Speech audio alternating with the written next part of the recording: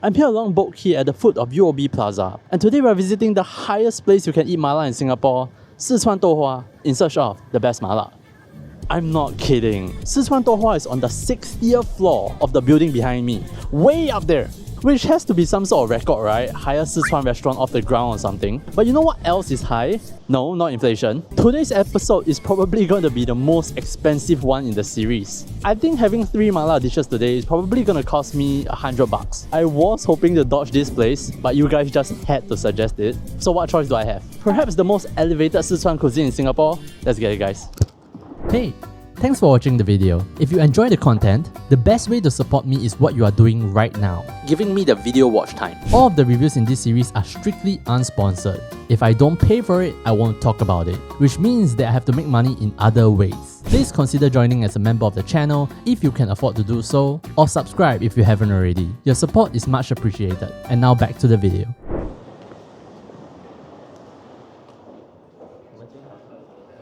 I'm gonna have to transfer.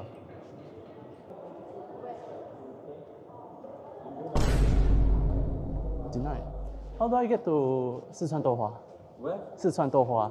Sichuan. The restaurant. This Yeah. way. Oh, this way. Okay. Let me go. Up there. Oh, After there. tonight. Okay. Then you take the lift to. Okay, thank you.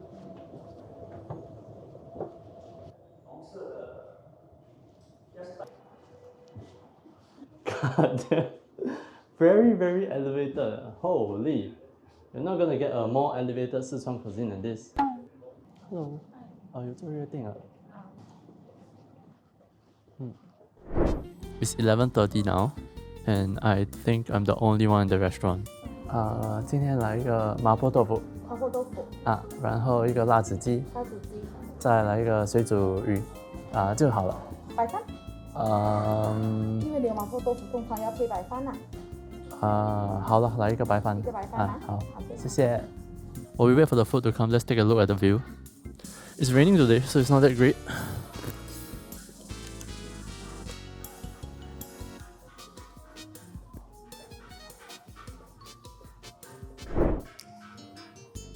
Okay, let's start with the Mapo Tofu. Looks decent. We got our meat, we got our 豆豉, but why is there 1 gram of spring onions again? Am I wrong? They're garnishing this like spring onion is only supposed to add color. But I think spring onion is so important in Mapo Tofu. It's not like the 辣子鸡 that you'll see later, which the garnish is really to add color. Spring onion is so important to the flavor. Anyway, let's give this a go.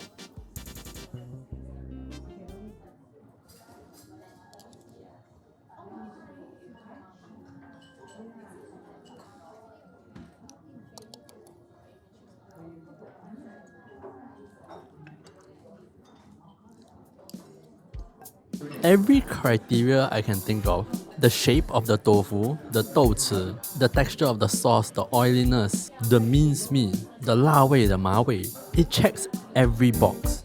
But I cannot help but compare it to Sichuan Tianfu. And Sichuan Tianfu is better for some reason. I need to have it side by side. I cannot seem to find the reason why it's better. This version, Sichuan Douhua, is actually more generous with the minced meat, meaning that they can borrow more of the beef flavor. But it's not as fragrant. The 鲜味 or umami towards the end is also a little bit not balanced, a bit too overt. When you put the tofu into your mouth, there's like this tingle of MSG, not blended very nicely. I'm very confused how I'm not as satisfied. My tongue seems to know something that my brain doesn't. Let's move on. Next up, 辣子鸡. This is the best smelling 辣子鸡 of the series thus far. This is the first time as the dish reaches the table, you get that tickle of 花椒. And you can see very apparently that they are quite liberal with it. But one thing that confused me when I was trying to get the B-roll was this chicken feels very light. Most of it I think is better, such that the mass doesn't tally with the volume. Okay, let's eat it properly.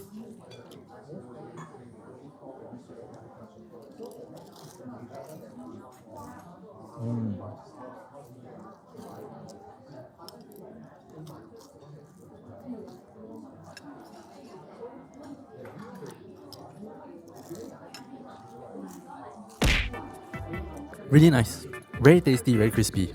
The seasoning is just on point. 辣味, 咸味, 鲜味, 麻味, all there. They are using a very light batter, a flour that is very low in gluten, such that it's very light and flaky. really well managed on the water and oil content. But there is one pretty big miss. There's not enough chicken in this. I'm not sure how you guys feel about it, but if I were to break open one piece of chicken, take a look at this. There is...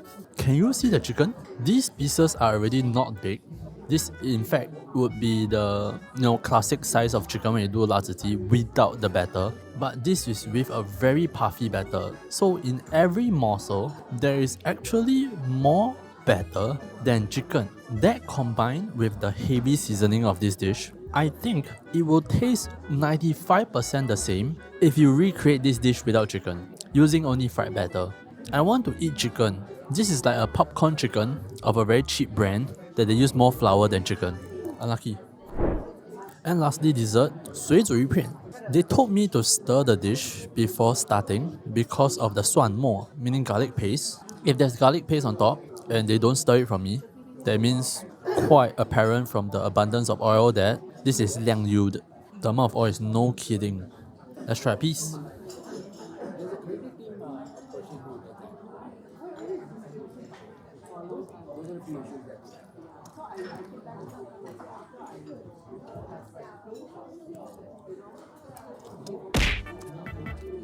Good texture on the fish, cut satisfyingly thick and protected well during the cooking process. There's a little bit of smooth texture on the surface of the fish, so I suspect that there might have been some sort of velveting. But anyway, the texture of the fish is preserved very well. It's not an expensive fish by any means, but that's just Shui Zhu Yu. Flavors on point as well. The abundance of oil on top really doing a lot for the fish. This kind of mala dish has to be oily. The fish is very tasty. In fact, a bit too tasty. There is this bit of powder that they put on top that I'm like 90% sure it has some sort of MSG in it. I love the use of MSG. There's a lot of dishes in Chinese cuisine that you need MSG to just give it that edge, that tinge of tastiness. But after these three dishes, right, my tongue is exhausted. If I stop speaking for a moment, I cannot stop salivating, and it's not a great feeling. It's zinging like I had one too many potato chips. Granted, I ate quite a bit, but this is the first time this happened this series. Okay, time to wrap it up here. I'll see you guys at the cafe. We are now at Courtyard Cafe, and I got myself a kopi-o. Thankfully, this coffee is only $2.60. Because have you ever gotten a bill so big, you kinda like don't want to look at the number. Anyway, recap. Great technique all around. The textures are very on point. The smoothness of the tofu, the cube look was really nice. The crispiness of the chicken, and especially the laziti. The Sichuan peppercorn is so on point. The flavor profile is just iconic of the cuisine and I've been missing it so much. But I kinda have more to say about the misses. There is something fake about the lunch. The smaller part of it is the laziti. Not having chicken is really unsatisfying. Laziti is already a dish where it's very hard to eat the chicken because it's so, small pieces. And then you're gonna make it even worse by having less chicken and then fluffing it up with the batter. Like, sure, it's very tasty, very crispy, but it really hurts. The bigger part of it, and I'm not sure about this, is that I think there is an ingredient difference. I'm not sure if it's a different kind of 豆瓣酱, 豆豉, or maybe a different kind of oil versus animal fat. The flavors feel very shallow. And I know what you might be thinking. Eldred, what do you mean fake? Have you even had real mala before? How can you say such a thing? True. So, I guess there's only one thing to do, right?